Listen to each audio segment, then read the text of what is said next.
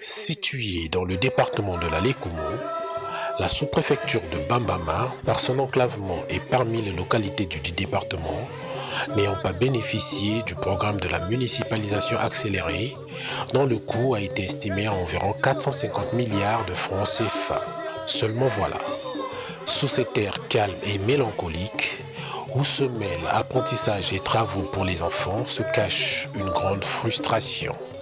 Qu'on nous autorise d'abattre les éléphants pour que nous soyons en paix ou qu'ils changent leur façon d'exploiter la forêt.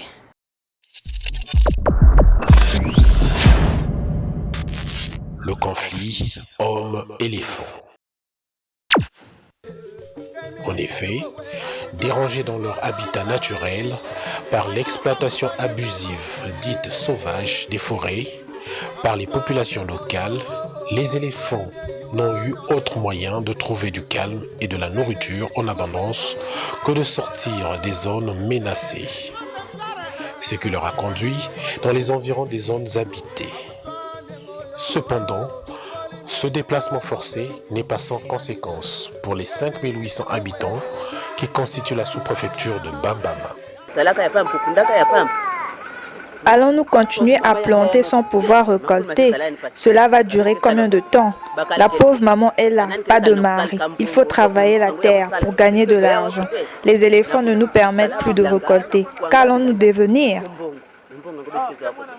Jusqu'à plus de 25 ans de ce côté-ci, je n'avais jamais rencontré un éléphant. Mais pourquoi les éléphants sont arrivés dans le village? Vous savez combien des gens sont venus vers moi, quelques autorités même. Non, monsieur l'abbé, ce phénomène d'éléphant, c'est surnaturel. Je dis non, c'est pas surnaturel. Les éléphants ont été touchés dans leur habitat, dérangés dans leur habitat. Et désormais, les éléphants ont trouvé refuge auprès des zones habitées par nous. Mais il n'y a pas que cela.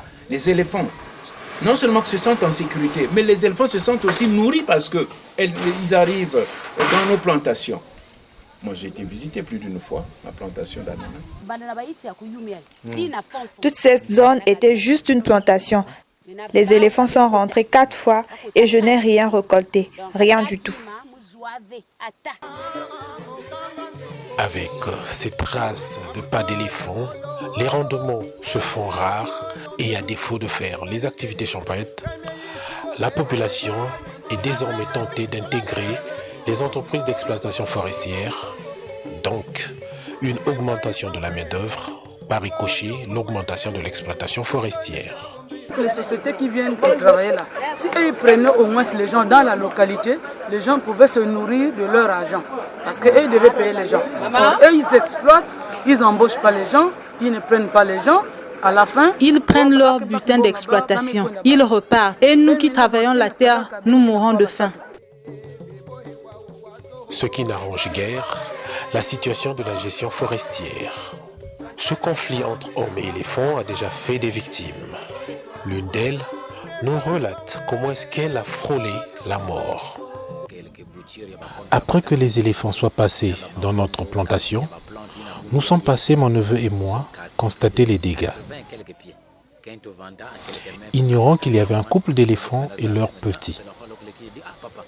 Ayant aperçu la mère et son petit, nous avons fait du bruit afin de les pousser à la fuite. Le mâle était caché derrière moi.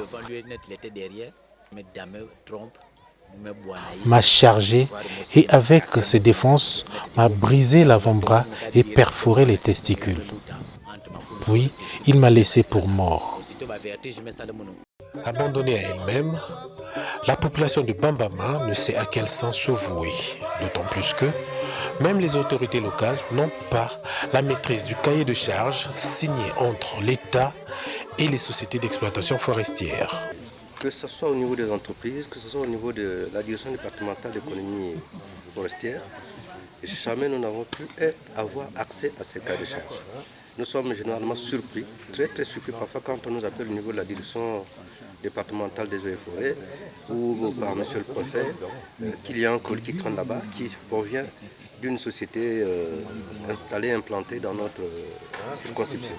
Soit Psychofor, soit Asia, soit Taman à l'époque. Ce qui amoindrit les voies de recours de cette population. Mieux leur sensibiliser sur le processus RED+, afin de susciter une prise de conscience citoyenne dans le but de les inciter à promouvoir la réduction des émissions de gaz à effet de serre et la mise en place des centres d'assistance juridique et d'action citoyenne impliqués dans le suivi de cas de corruption dans le processus RED+, et le secteur forestier semble être, entre autres moyens, à court terme, de venir à bout de ce conflit d'une part et du raffermissement de la connaissance des populations d'autre part, ce qui pourrait leur permettre de mieux discuter avec les autorités locales et les sociétés d'exploitation forestière.